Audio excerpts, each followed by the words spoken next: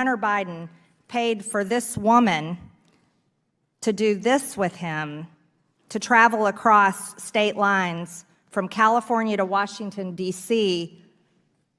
on June 15th, this is a violation of the Mann Act. This was prostitution.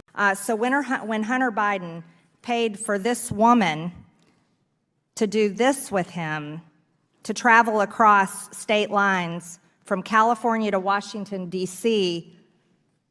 on June 15th, this is a violation of the Mann Act. This was live inside McCarthy's range with all the chickens. There, you can see a Matt Capes. You could see a Laura Mobert. These are where McCarthy's chickens actually live. The GOP meeting is taking place. All cock-a-loo-da-loo and no content. This is where McCarthy actually hides out. The true home of the Republican chickens!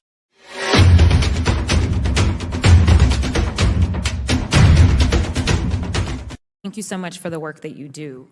I just want to talk about my state really quickly, since we're talking about the border and how my colleagues have been down there once or twice, and so they feel like they know everything that happens at my border because they go on a little field trip. But I live in this state. I have also legislated specifically in this state, the state of Texas. And recently, my governor, who seemingly does nothing but atrocious things, decided that he was going to order that migrants, and this doesn't say it, but specifically the headlines that we saw were children as well as pregnant mothers, be pushed back into the Rio Grande. Currently, the DOJ is suing my governor because he decided that he wanted to use razor wire. This is not fixing fentanyl, as far as I'm concerned. Because you're the expert, do you believe that razor wire or ordering that women and pregnant mothers and children be pushed into the water, do you believe that that's fixing our fentanyl crisis? Thank you, Congressman, for that question. I would say majority of the fentanyl is coming through the ports of entry, and our focus should be where the problem is predominantly. Thank you so much. Kids across the country. But we've heard a lot about the cartel, Doctor. And the drug trafficking trade that's going on in Mexico. And so I want to ask you a question, Doctor. These cartels, these drug traffickers, in addition to the drugs that they're carrying, do you know what else they like to carry? It's not a trick question. Just yell it out when you know it. Guns. They like to carry guns, Dr. Gupta, right? That's what protects the cartel. That's what protects the drug trade. Do you know where they get their guns? Do you know where the cartel, the guys that they're talking about, get their guns? You know where they get their guns? From illicit, illegal purchases. That's right. And do you know where those illicit, illegal purchases are happening and where they're coming from? Largely from the United States. That's right. According to U.S. Custom and Border Control, 200,000 guns pour over the border every year from the U.S. to Mexico. These weapons are being used to contribute to organized crime. They're being used by the drug trade, the cartel, and 70% of all of the weapons the cartel is using are manufactured in the United States. The drug sales and the cartel and China, what they're doing is intentional. I agree with my colleagues across the aisle. I think what the cartel in China is doing is intentional. But so is what the gun manufacturers are doing. It's intentional. And so all of these guns manufactured here, pouring over the border, we, the United States, are arming the cartel.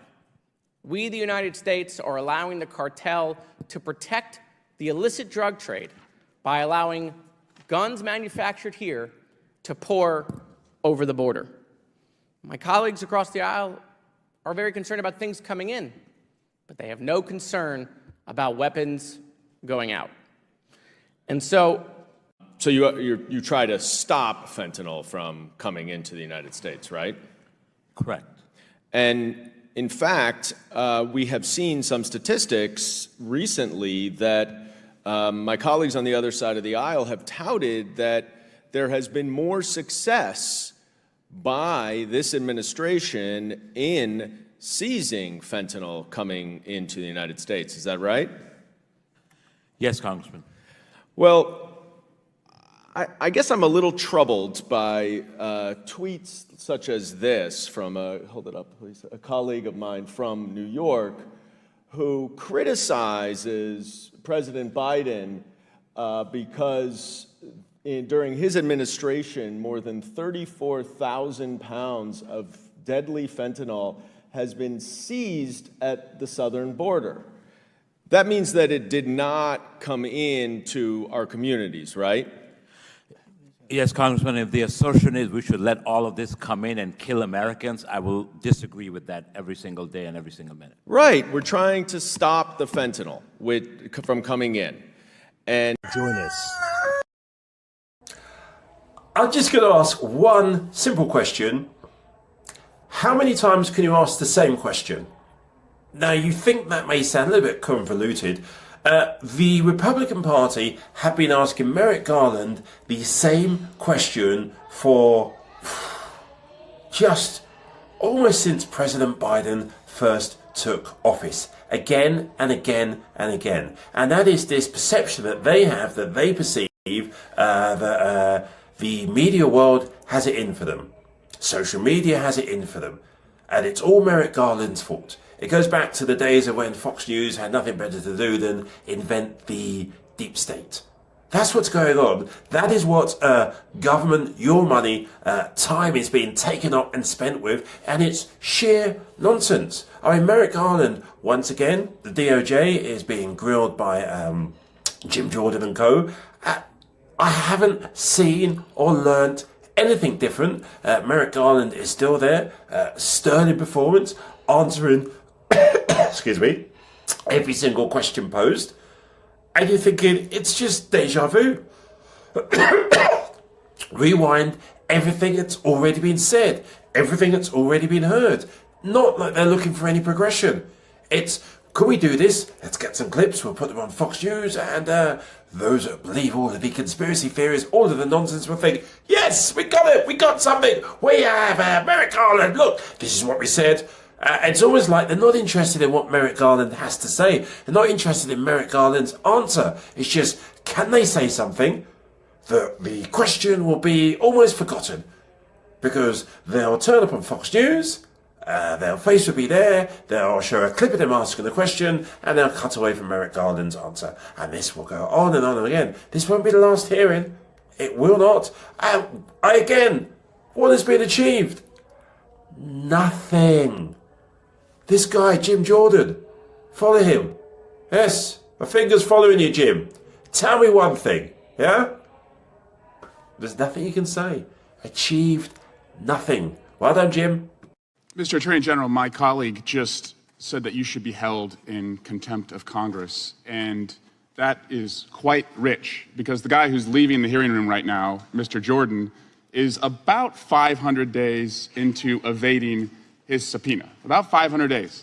So if we're going to talk about contempt of Congress, let's get real. I mean, are you serious that Jim Jordan, a witness to one of the greatest crimes ever committed in America, a crime where more prosecutions have occurred than any crime committed in America, refuses to help his country, and we're going to get lectured about subpoena compliance and contempt of Congress? Jim Jordan won't even honor a lawful subpoena? Are you kidding me? Are you kidding me? There's no credibility on that side. Mr. Attorney General, you are serious, they are not. You are decent, they are not. You are fair, they are not. So I welcome you to the law firm of Insurrection LLP, where they work every single day on behalf of one client, Donald Trump. And they do that at the expense of millions of Americans who need the government to stay open, who want their kids safe in their schools, and would like to see Ukraine stay in the fight so that we don't help Russia. That's the expense that this nonsense, this clown show, I'd call it a clown show, except they actually have real responsibilities that affect real Americans. It's the difference between one side that believes in governing and one side that believes in ruling. You've tried to comply with this committee. In fact, last week, one of your special agents came here for an interview, brought his lawyer, and was told that he couldn't have his lawyer present. Mr. Jordan, who tells all of us he knows so much about the Constitution, wouldn't afford one of your employees one of the basic constitutional rights to have a lawyer present. In fact, they threatened to call the Capitol Police and arrest a lawyer that was brought. Are you familiar with that standoff that occurred last week, Mr. Attorney General? Generally, yes. Well, your office also sent a letter detailing it, that you were willing to comply, but you'd like him to have a lawyer, and I'd like to submit that to the record with unanimous consent. Without objection. Who appointed Mr. Weiss? Mr. Trump was the last person who appointed Mr. Weiss to the position of U.S. Attorney. I appointed him to the position of Special Counsel last month. Who initially appointed John Durham? Mr. Durham was, I believe, also appointed by President Trump, and Mr. Barr appointed him as Special Counsel. And again, these guys are so upset that Donald Trump's appointed prosecutors aren't doing enough of the corruption that Donald Trump wants them to do. So either they are just following the law, or they're not as corrupt, and they're not willing to go as far as they think that Donald Trump deserves. That's what they're asking to happen here. Also, doesn't it seem that they want it both ways when it comes to the special counsel? A lot of questions suggested that the special counsel should be independent, but when they didn't like the direction of the special counsel, you were asked why you didn't interfere more or involve yourself more or investigate more. Did you get that sense that you're kind of stuck here? When I make an appointment, somebody be special counsel or prosecutor, the appointment is without respect to what the outcomes of the case will be. Your office has made a number of reforms to 702, targeting foreign nationals, but those reforms have not been put into law. 702 is also one of the best weapons we have to go after fentanyl. Can you tell us if you would support putting some of those reforms into law so we don't have to live administration to administration to see if they're going to be followed? I would. Section 702 provides us with the greatest amount, at least the Justice Department, every morning, the greatest amount of intelligence that we receive about dangerous threats to the United States. From foreign nationals? From foreign nationals. I am quite aware and sensitive to civil liberties concerns with respect to the queries, and for that reason, I put into place and I extended some of those that Mr. Barr had begun at the end of his term, and I put further ones in place. Those have led to a dramatic reduction in the number of queries and a dramatic reduction in the number of non-compliant queries. I believe those are appropriate reforms, and I would be in favor of codifying them, yes. Thank you, Mr. Attorney General, and thank you for coming and doing something that the chairman is unwilling to do, testify to Congress. I yield back. Gentleman yields back. I'm going to direct your attention to a video here that we're going to play. Obviously, that's a significant matter. It is an ongoing criminal investigation, and so I'm not going to comment on an ongoing criminal investigation. Were those pipe bombs operable? Again, the ATF is the expert. Again, it's an ongoing criminal investigation, and under long-standing policy, I cannot comment. As you know, this is a very active, ongoing investigation, and there are some restrictions on that, but we will do our we best can to handle respond. classified information, and we fund your department, and so you need to provide that. It's not, respectfully, it's not an issue of classification.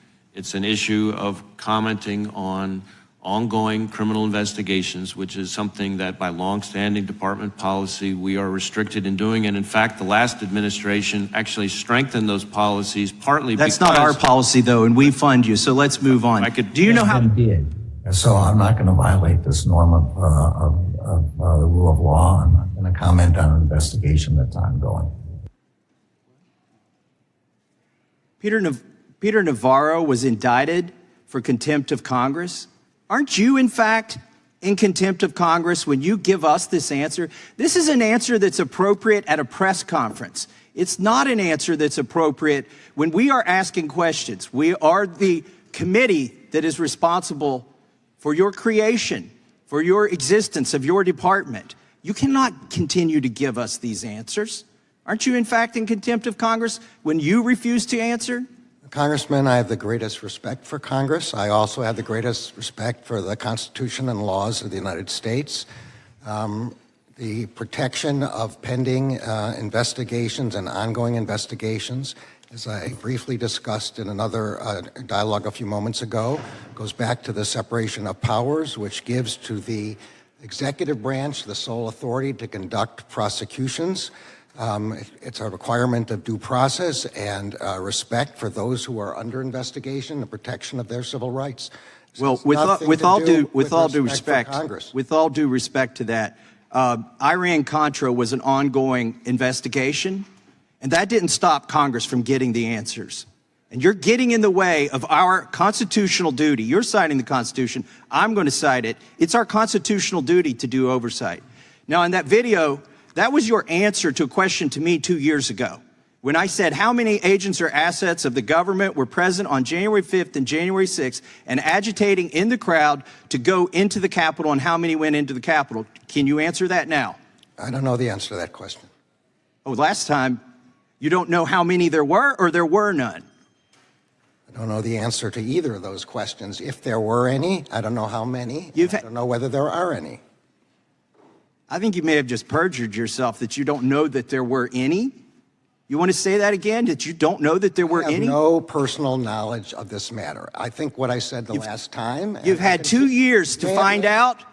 And the day, by the way, that was in reference to Ray Epps, and yesterday you indicted him. Isn't that a wonderful coincidence? On a misdemeanor. Meanwhile, you're sending grandmas to prison.